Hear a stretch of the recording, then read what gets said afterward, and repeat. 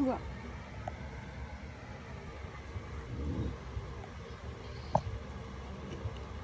Dapat blue ko na kasi agad eh.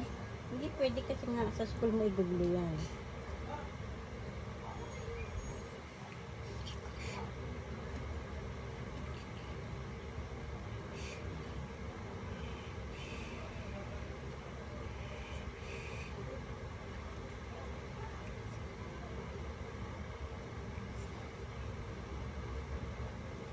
Kahit may gaps pa muna, basta tignan mo lang yung pattern mo.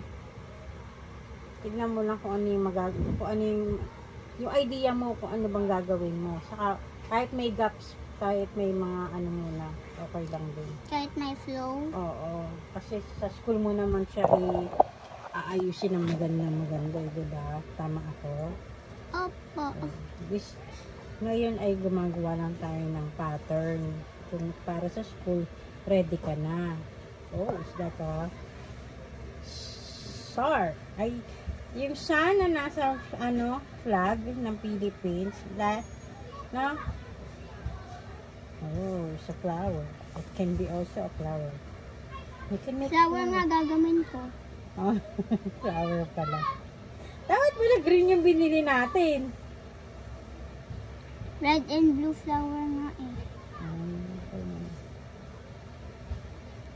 The war is protecting the peace.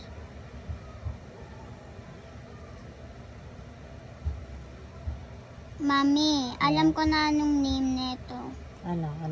How will you call it? It's named The War Protects the Peace.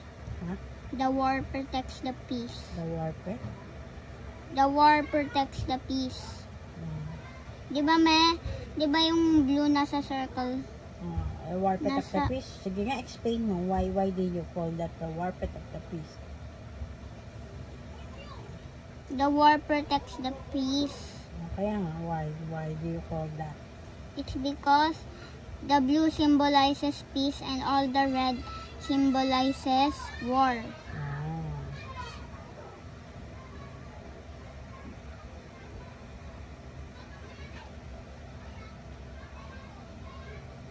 Yan, tama. Tignan mo, see? Ikot-ikot mo lang siya, malalaman mo yung mga right combination. O, diba? Yan, gagawin naman ng anak ko. Galing ako! Gagawin mo bukas na ka. Okay lang na not so perfect, but it's okay. You have to do your best shot. Mami, ano na yon? Sunday. Hindi na tayo bukas. Kala ko Saturday. Ay, Saturday naman. Eh di pag Sunday na, nakauwi na tayo na yun. Oo nga pala. Bukas buti naman ako. Kaso, maaga tayo uwi kasi we have to finalize your draft. The draft. Okay na. Flower ba yan? Asan buntot? Lagyan mo ng buntot ng prank.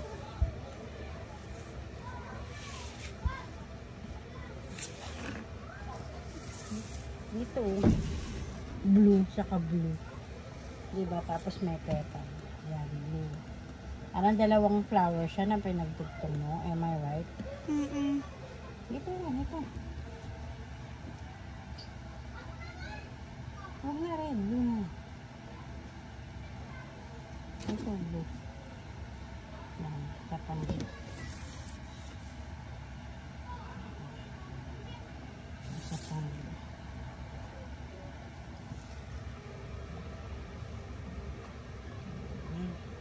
Look like a flower.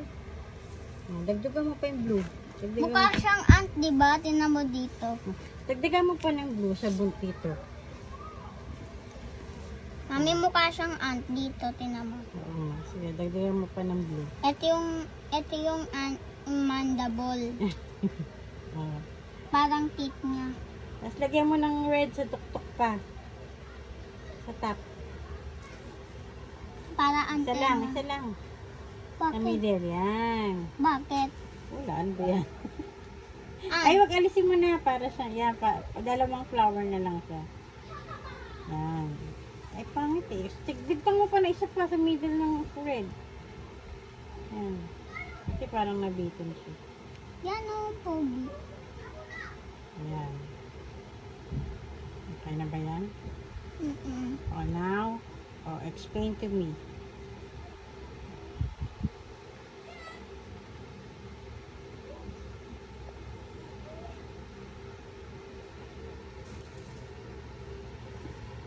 Lagay na lang kaya ako. Ubusin mo na yan.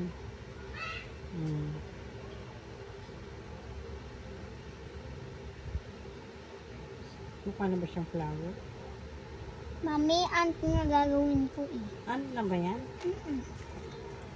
Ano? Do you need more? Is enough?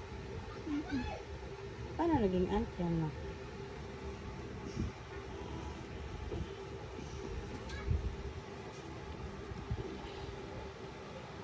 Yan.